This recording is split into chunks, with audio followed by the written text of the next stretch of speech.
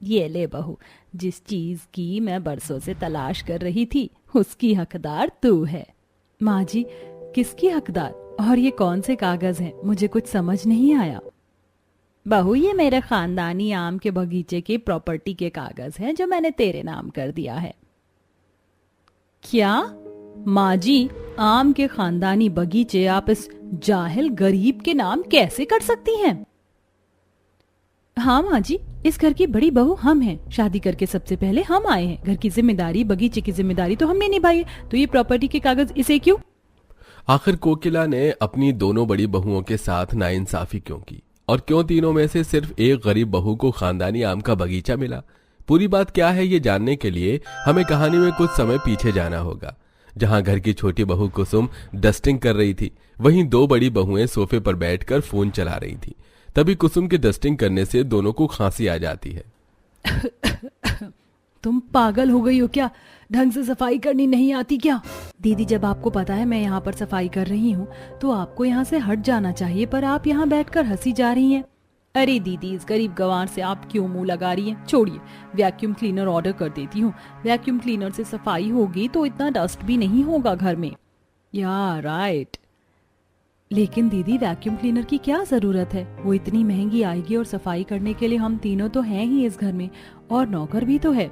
तुम गवार क्या जानो वैक्यूम क्लीनर से कैसे सफाई होती है? और वैसे भी तुम तो गरीब हो, अपने घर से दहेज तो लाई नहीं हो। अब कम से कम हमें तो अपने पैसों से कुछ सामान लाने दो। एक्सक्यूज मी दीदी, I am not an idiot who will listen to everything. Yes, I am just poor and the youngest in the family, that's why I keep quiet. तो आप मुझे कम समझने की कोशिश बिल्कुल मत कीजिए। इंग्लिश बोलकर तुम्हें क्या लगता है हमें चुप करवा लोगी? फिर भी हमसे कम ही रहोगी, हमारी जितनी अमीर थोड़ी हो। वेल, अच्छा है कि तुम गरीब होने के बाद भी इतनी एजुकेटेड हो। Now continue your work. Kusum उनकी किसी बात का जवाब दिए बिना घर का काम करने लगती है। दोनों अमीर बहू किसी न किसी बात पर कुसुम को गरीब होने का ताना देती रहती थी, और ये सब कोकिला अक्सर देखा करती थी। एक दिन कोकिला अपने खानदानी आम के बगीचे में टहल रही थी। ये 7 पीढ़ी पुराना खास आम का खानदानी बगीचा है। इसका 1/4 हिस्सा तो बंजर हो गया है, आम भी नहीं आते और वो सारे आम के पेड़ मर भी गए। लेकिन मैं इस पूरे खानदानी आम के बगीचे को कुछ नहीं होने दूंगी। मुझे इसे बरकरार रखना ही होगा। और जैसा 7 पुश्तों से ये रिवाज चलता आया है कि हर सास अपनी सारी बहू में से एक बहू को चुनकर यह खानदानी बगीचा देती है, वैसे ही मुझे भी अपनी तीनों बहू में से किसी एक बहू को यह खानदानी आम का बगीचा देना है। लेकिन इसकी हालत देखकर मैं तीनों में से किसी को भी नहीं दे सकती। मुझे किसी ऐसी बहू को यह खानदानी बगीचा देना है जो इसका बहुत अच्छे से ख्याल रखे, इसको उपजाऊ बना दे। हाँ, इसके लिए मैं इन तीनों की परीक्षाएं लूंगी। कोकिला घर जाकर अपनी बहू से कहती है, अरे बहू, जरा कोई चाय बना कर देना। अनीता बहू, तुम दे दो। माँ जी, मैंने तो हाथों पर मेहंदी लगा रखी है, बहुत दिनों से मन कर रहा था लगाने का। पूनम से कह दो। दीदी, माँ जी को मेरे हाथ की चाय कहाँ पसंद है, तो कुसुम जरा माँ जी के लिए चाय बना दो। ये लीजिए माँ जी आपकी चाय। अरे बहू, चाय की बोले हुए 2 मिनट नहीं हुआ और तू चाय बना कर भी ले आई, इतनी जल्दी कैसे? अरे माँ जी, मुझे पता था आप आम के बगीचे गई हो और आकर चाय पीने का टाइम होता है। आजकल आप बहुत परेशान रहने लगी हो, क्या बात है मुझे बताइए ना। अरे बहू, तुम्हें तो पता ही है ये खानदानी आम का बगीचा है। बरसों से ये इतना हरा भरा रहा, लेकिन अब इसका 1/4 हिस्सा बंजर हो गया है। वो कैसे उपजाऊ बने? मैंने तो सारे प्रयास कर लिए, बस यही देखकर परेशान हूँ। और एक जिम्मेदारी भी देनी है कि आम का खानदानी बगीचा मैं सिर्फ एक बहू को दूंगी जो मेरा दिल जीतेगी। अनीता, पूनम बहू, कैसे वो खानदानी आम का बगीचा ठीक हो सकता है, कुछ बताओ। माँ जी, हम दोनों किसान थोड़ी हैं, और वैसे भी ये पुरखों ने आम का पेड़ उगाया था, हमें क्या पता ये सब कैसे ठीक होगा। माँ जी, आप फिक्र मत करो, मैं कोशिश करती हूँ। ये सुनकर कोकिला को तसल्ली होती है और दोनों जिठानी मन ही मन कुसुम पर हंसती हुई रसोई में चली जाती हैं। अनीता दीदी, इस गरीब देवरानी से ज्यादा बेवकूफ मैंने कोई इंसान नहीं देखा। एक तो इतना बड़ा खानदानी आम का बगीचा है, ऊपर से उसका 1/4 भी बहुत बड़ा है और बंजर भी। भला उसको ये कैसे सही कर देगी? खैर, करने दो कोशिश, हम माँ जी का बाकी का काम करके दिल जीत लेंगे। बिल्कुल ठीक कहा तूने। कुछ ही देर में दोनों बहू कोकिला के हाथ पैर दबाने लगती हैं। वहीं कुसुम अपने कमरे में लैपटॉप पर बंजर जमीन के बारे में चश्मा लगाकर पढ़ाई करती है। वेल, इस बैरन लैंड के बारे में मुझे कुछ खास ज्यादा इन्फॉर्मेशन नहीं मिली, बस ये है कि मुझे मिट्टी की जांच करनी होगी और खाद पानी अच्छा करवाना होगा। खैर, मैं इस खेत को उपजाऊ बना कर रहूंगी। कुसुम ऐसा दृढ़ निश्चय कर लेती है। गांव के मुखिया के पास जाकर बंजर खेत और खाद मिट्टी की जानकारी प्राप्त करती है, जिससे उसे मुखिया द्वारा अच्छे किस्म की मिट्टी मिल जाती है और वो आम के बगीचे के बंजर हिस्से में खराब मिट्टी हटाकर अच्छी मिट्टी और खाद डाल देती है। अगले दिन घर पर मेहमान आते हैं, तब मन में सास, आज मैंने बहुओं को बिना बताए मेहमान घर पर बुला लिए हैं, देखती हूँ अचानक से कौन उनकी खातिरदारी अच्छे से करेगा। नमस्ते भाई साहब, और कैसी हो लता तुम? बस बढ़िया। सभी मेहमानों को देखकर दोनों बड़ी बहू रसोई में चली जाती हैं, जबकि छोटी बहू दोनों के पैर छूती है। तभी सास रसोई में जाती है। अरे ये मौसी और मौसा जी अचानक कैसे आ गए घर पर? ये रिश्तेदार बिन बुलाए आते हैं ना, मुझे बहुत गुस्सा आता है। अब पता नहीं क्या क्या बनाना पड़ेगा। अरे कुछ मंगवाने की जरूरत नहीं है, मैंने बीकानेर का कोल्ड ड्रिंक और समोसे ऑर्डर कर दिए हैं, बस अभी आता ये होगा। बहू, तुमने उनके पैर नहीं छुए, फटाक से अंदर आ गई और अब तुमने कुछ खाने पीने की भी तैयारी नहीं की। अचानक से मेहमान आ जाएंगे तो खाने की तैयारी कैसे होगी? और इतनी गर्मी में हम क्या बनाएंगे? बाहर से सामान आ रहा है, आने दीजिए। ये सुन कोकिला रिश्तेदारों के पास बैठ जाती है और दोनों बहुएं कोल्ड ड्रिंक और समोसे सर्व कर देती हैं। लेकिन कुसुम गर्मा गर्म कचौड़ी पूरी सब्जी तैयार करके कुछ ही देर बाद बाहर ले आती है। अरे बहू, इतनी जल्दी खाना बना कर ले आई? आंटी जी, ये सब तो बाहर का था, आप मेरे हाथ का खाना खाइए। लीजिए मौसा जी। तभी मेहमान कुसुम के हाथ का खाना खाकर उसकी तारीफ करते हैं, जिससे दोनों घमंडी बहुएं चिढ़ जाती हैं। फिर वो चले जाते हैं और कोकिला अपनी छोटी बहू से खुश हो जाती है। वो फिर से एक परीक्षा लेती है। अपनी लॉकर की खास चाबी को वो जमीन पर डाल देती है। तभी दोनों घमंडी बहू शॉपिंग करके घर में आती हैं और चाबी में लात मार देती हैं। देखने के बावजूद भी नहीं उठाती। वहीं कुसुम उस चाबी के गुच्छों को उठा लेती है। हे भगवान, माँ जी की इतनी जरूरी चाबियाँ यहाँ पर ऐसे पड़ी हुई हैं, अगर ये खो गई तो माँ जी परेशान हो जाएंगी। मैं जल्दी से उन्हें दे देती हूँ। ये देख कोकिला जल्दी से अपने कमरे में बैठ जाती है और कुसुम उसे चाबी दे देती है। शुक्रिया बहू, पता है बहुत देर से मैं इन चाबियों को ढूंढ रही थी। मैं जितनी भी परीक्षा ले रही हूँ उन सभी में कुसुम बहू बहुत आगे चल रही है। लगता है खानदानी आम की जमीन बहू ही लेगी। कुछ दिनों बाद कोकिला अपनी तीनों बहुओं को आम के खानदानी बगीचे से कुछ आम लाने को कहती हैं। तब तीनों बहू वहां चली जाती हैं, लेकिन दोनों अमीर बहुओं से आम टूटते नहीं हैं, इसलिए वो सास को मना कर देती हैं। लेकिन कुसुम डंडे और पत्थर की सहायता से आम की चटनी और जूस बनाकर सास को दे देती है। लीजिए माँ जी, जब आपका इस वक्त मन है आम की चटनी खाने का और आम का जूस पीने का, तो आप शाम का इंतजार क्यों करेंगी? ये लीजिए, मैंने बना दिया है। बहुत खूब बहू। लगता है ये गरीब देवरानी पागल हो गई है। खैर, हमें क्या। ऐसे ही 1 महीना गुजर जाता है। कुसुम खानदानी आम के बगीचे की बहुत रखवाली करती है, जिससे अब वहां घास वगैरह उगने लगती है, जिसे देख सास बहुत खुश हो जाती है। वहीं कोकिला एक आखिरी बार अपनी तीनों बहू को आजमाती है और कहती है, खानदानी बगीचे की सफाई कर दो। जमीन बहुत बड़ी होने से दोनों बहू पीछे हट जाती हैं, जबकि 4-5 घंटे तक कुसुम अकेले ही खानदानी आम के बगीचे की सफाई करती है। इतना सब होने के बाद सास छोटी बहू के हाथों पर खानदानी आम के बगीचे की प्रॉपर्टी रख देती है।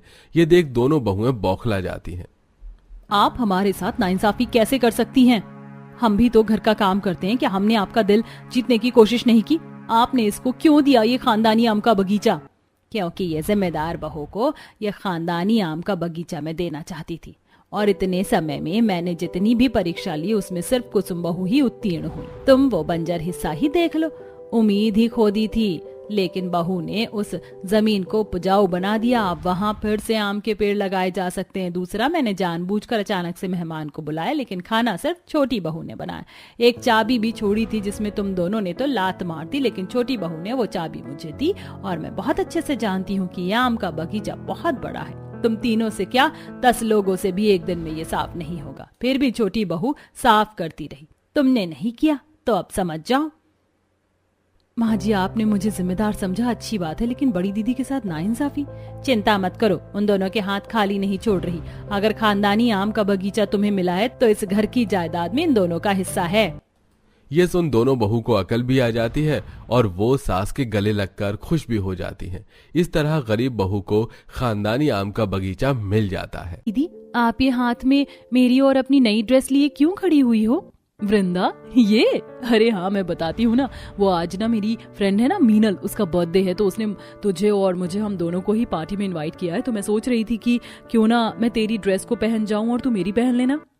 ठीक है दीदी, आप पहन लो। वैसे भी दोनों ने एक एक बार तो अपनी ड्रेस पहन ली है, अब अदला बदली करके पहन लेंगे तो सभी को लगेगा हमने नए कपड़े बनाए हैं। सही कहा, यही तो बहन होने का फायदा, एक दूसरे के कपड़े पहन सकते हैं और साथ ही एक दूसरे के पर्सनल फोटोग्राफर भी होते हैं। दीपिका और वृंदा दोनों ऐसे ही बातें करने लगीं। फिर वो दोनों एक दूसरे की ड्रेसेस पहनकर पार्टी में जाने को रेडी हो गईं। वृंदा और दीपिका दोनों बहनें थीं। दोनों ही बहनों में बहुत ज्यादा प्यार था और वो दोनों घर में बिल्कुल पक्की सहेलियों की तरह रहती थी। पार्टी में जाकर भी वो दोनों साथ साथ रहीं। साथ साथ ही उन्होंने खाया पिया और फिर साथ ही वो दोनों घर लौट आई। ऐसे ही काफी समय तक सिलसिला चला और अब दोनों ही बहनों की शादी हो चुकी थी। किस्मत से दोनों बहनों को अड़ोस पड़ोस में ही ससुराल मिला, लेकिन दीपिका का ससुराल अमीर था और वृंदा का ससुराल गरीब था। अब दोनों ही बहनों की शादी हुए 1 हफ्ता बीत चुका था। माँ जी, मैं बाहर बैठकर कपड़े साफ कर रही हूँ, अभी दोपहर होने में वक्त है, तो फिर इसके बाद खाना बना दूंगी। ठीक है बहू, देख सर्फ वहीं अलमारी में रखा हुआ है, वहां से लेकर कपड़े धो लेना। दुर्गा की बात सुनकर वृंदा सिर्फ अलमारी से उठाकर बाहर कपड़े धोने को आ गई। अभी वो बाहर गर्मी में कपड़े धो ही रही थी कि तभी उसे अपनी खिड़की से दीपिका ने झांक कर देखा।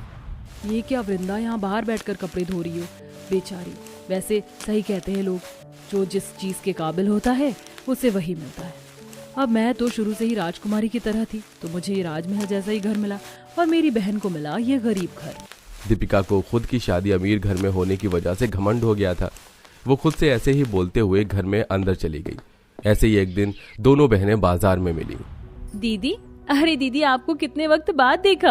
कहने को हमारी शादी आस पड़ोस में ही हुई है, लेकिन शादी के बाद से आपकी झलक भी अभी ही देखने को मिली। और सुनाओ, सब कुछ कैसा चल रहा है?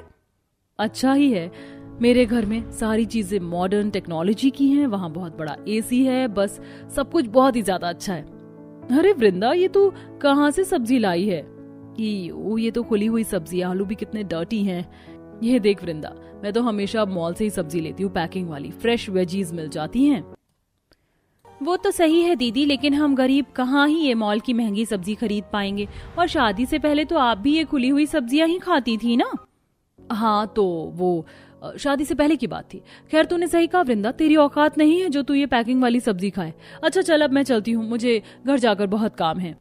दीपिका ऐसे ही वृंदा को चिढ़ाने लगी और फिर वो उसके पास से आ गई।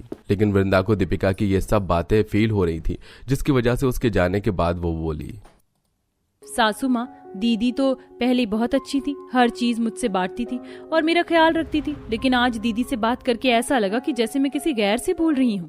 कोई बात नहीं बेटा, ऐसे अपनी बहन की बात को दिल पर मत ले।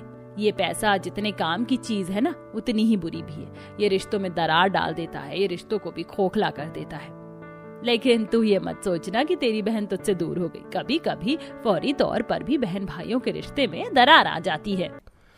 दुर्गा ने ऐसे ही वृंदा को समझा दिया, जिसके बाद दोनों बहू सास घर आ गईं। कुछ समय तक इसी तरह से सिलसिला चला और अब दोनों ही बहनें गर्भवती हो चुकी थी। आज तो सारी सफाई और रोटी हांडिया माँ जी ने अकेले ही की है। एक काम करती हूँ, मैं इन बर्तनों को सुलटा देती हूँ तो माँ जी का काम आसान हो जाएगा। वृंदा ऐसे बोलकर बर्तन धोने को बैठी ही थी कि तभी उसके पास दुर्गा आ गई। वृंदा, वृंदा बेटा क्या कर रही है? माँ जी बर्तन साफ कर रही हूँ। बर्तन किस लिए? मैंने तुझसे मना किया था ना कि बर्तन बर्तन में अब तू मत अड़ना। मेरी बच्ची तो प्रेग्नेंट है, मैं तुझे इस गर्मी में कोई दूसरे काम तो नहीं दे सकती हूँ, तो क्या मैं तेरे कामों को भी ना निपटाऊं? माँ जी आप भी ना। चल जल्दी से हट, मैं बर्तन साफ कर देती हूँ। दुर्गा ऐसे बोलकर बर्तन साफ करने को बैठ गई और उसने सारे बर्तन को धो दिया। दुर्गा प्रेगनेंसी में वृंदा का इसी तरह से ख्याल रख रही थी और वो उससे कोई भी काम भी नहीं करवाती थी और सारे काम खुद ही कर लेती थी। एक तरफ वृंदा की प्रेगनेंसी कुछ इस तरह से बीत रही थी, तो वहीं दूसरी तरफ, हे भगवान, इस घर में तो मेरा किसी को ख्याल ही नहीं रहता। आज भी सुबह से मैंने कुछ नहीं खाया, लेकिन किसी को मेरी परवाह ही नहीं है। माँ जी को भी ये याद नहीं रहता कि मैं प्रेग्नेंट हूँ। अब नीचे जाकर खुद ही अपने लिए कुछ खाने को देखती हूँ। दीपिका थकते हुए सीढ़ियों से नीचे आई। नीचे आकर अपनी नौकरानी पर गुस्सा करने लगी। तुम्हें यहाँ इधर से उधर घूमने के पैसे मिलते हैं? अरे कम से कम मुझे वक्त से खाने को ही लाकर देती रहा करो। अरे मालकिन, गलती हो गई। वो बड़ी मालकिन ने कुछ भी कमरे में लेकर जाने को नहीं कहा था, तो मैं भी कुछ लेकर नहीं आई। दीपिका मेरी बच्ची, आई एम सो सॉरी, मैं तेरे नाश्ते को बिल्कुल भूल ही गई थी। आजा मैं तुझे अपने हाथों से नाश्ता खिलाती हूँ। सुषमा को दीपिका का ज्यादा ख्याल नहीं था, या कह सकते हैं कि वो अपने पैसे वाली जिंदगी में इतनी बिजी थी कि उसे दीपिका के लिए वक्त नहीं मिल पाता था। दीपिका के पास पैसे का तो बहुत सपोर्ट था, लेकिन अपनों का सपोर्ट उसके पास नहीं था। ऐसे ही समय थोड़ा और बीता। बढ़ते वक्त के साथ गर्मी और दोनों बहनों की प्रेगनेंसी के महीने भी बढ़ते जा रहे थे। और आज के दिन, हे भगवान जी, माँ जी आज की गर्मी तो मार ही दे रही है। मैं तुझे इतनी देर से बैठी हुई हवा कर रही हूँ, अभी तो तेरी गर्मी शांत नहीं हुई है बहू। नहीं माँ जी, चल तो आ, मैं तुझे थोड़ी देर को टहलाने ले चलती हूँ। गांव के ठंडे ठंडे खेतों में चलेंगे और साथ में तुझे नदी पर भी ले चलूंगी। वहां की ठंडी हवाएं खाकर तेरी गर्मी हल्की हो जाएगी। दुर्गा ऐसे बोलकर वृंदा को अपने साथ टहलाने ले आई। दोनों सास बहू ने एक लंबी सैर की, साथ ही वो खेतों में भी घूमी। और इस सब के बाद दुर्गा वृंदा को लेकर नदी किनारे आ गई, जहां वृंदा ने नदी के पानी से टकराती हुई ठंडी हवा खाई। माँ जी यहाँ आकर कितना अच्छा लग रहा है, ये ठंडी ठंडी पानी से टकराती हुई हवा। हम लोग रोज ऐसे ही टहलने निकला करेंगे। वृंदा ऐसे ही हवा खाते हुए खुश होने लगी और कुछ देर के बाद वो घर को लौट आई। ऐसे ही कुछ समय और बीता और अब दोनों ही बहनें अपनी प्रेगनेंसी के 9वें महीने में कदम रख चुकी थीं। 9वां महीना लगते ही दुर्गा ने वृंदा की गोद भराई की रस्म रख दी। वृंदा बेटा देख, मैं अमीर तो नहीं हूँ, इसलिए बस जितना मुझसे होगा मैं उतना करूंगी। तू समझ तो रही है ना, मैंने पड़ोस से कुछ औरतों और तेरी बहन को गोद भराई में बुला लिया है। माँ जी आपने मेरे बारे में इतना सोचा, आपका बहुत बहुत शुक्रिया। दुर्गा वृंदा से ऐसे बोलकर गोद भराई की तैयारी शुरू की। उसने घर वगैरह तो नहीं सजाया, लेकिन घर में ही सभी के लिए खाना बनाया। कुछ देर बाद सारे मेहमान भी आ गए और हे भगवान, दुर्गा जी आपके घर में तो बड़ी गर्मी है, मैं तो जल्दी से खाना खाकर बस घर को लौट जाऊंगी। घर में कोई पंखा वगैरह नहीं चल रहा था, जिसकी वजह से सभी मेहमान बस जल्दी जल्दी खाना खाकर जाने लगे। कुछ देर बाद दीपिका ने भी खाना खा लिया और खाना ठीक था वृंदा। वैसे वृंदा जब खिलाने के लिए ठीक से इंतजाम नहीं था तो गोद भराई करती ही नहीं। यहाँ तो 1 मिनट को भी रुकना भारी है, मैं चलती हूँ। दीपिका वृंदा को अभी भी चढ़ाती हुई ही गई, लेकिन वृंदा चिढ़ी नहीं। कुछ दिनों बाद दीपिका की सास ने दीपिका की गोद भराई की रस्म रखी, जहां उसने वृंदा और उसकी सास को भी बुलाया। दीपिका की गोद भराई एक महंगे होटल में रखी गई थी, जहां पर एक बड़ा सा एसी था। अभी सब ठीक ही चल रहा था कि अचानक से एसी चलता चलता बंद हो गया और लोगों को घुमस होने लगी। अरे भैया, ये एसी किसने बंद किया है? मारना चाहते हो क्या? वाह भाई वाह, इतने अमीर लोग और एसी खराब दावत। सभी मेहमान ऐसे ही बातें बताने लगे, जिसकी वजह से दीपिका को अपनी सास पर गुस्सा आ गया और वो उस पर अपना गुस्सा निकालने लगी। आपसे कोई भी काम ठीक से करना नहीं, आपको कोई भी काम ठीक से करना नहीं आता है माँ जी। जगह भी बुक की तो इतनी ज्यादा बुरी जहाँ एसी खराब है। अरे आप तो चाहती थी कि ये दिन भी बिगड़ जाए। दीपिका ऐसे ही अपनी सास को सुनाने लगी कि तभी पीछे से वहां वृंदा अपनी सास के साथ आ गई और दीपिका से बोली, दीदी आपको अपनी सासू माँ से ऐसे नहीं बोलना चाहिए। एक तो उन्होंने आपके लिए इतने अच्छे से इंतजाम किया, अब अगर एसी बीच में खुद से ही रुक गया तो इसमें इनकी क्या गलती है? वृंदा ऐसे ही दीपिका को समझाने लगी, लेकिन दीपिका उससे अकड़ कर बोली, तुम चुप रहो, चुप कर। तुझसे ज्यादा अच्छी तो तेरी बहन है। मुझसे ही गलती हो गई जो मैं तुझे बहू बना लाई। तुझे जितना देते रहो तुझे कम लगता है और तेरी बहन कम में भी खुश है। सुषमा ऐसे ही दीपिका को सुनाने लगी, जिसकी वजह से दीपिका को अपनी गलती का एहसास हुआ। अब उसकी नजरें शर्म से झुक चुकी थीं। आज के बाद से फिर कभी अब दीपिका ने वृंदा और अपनी सास से शिकायत नहीं रखी और अब वो सुधर चुकी थी।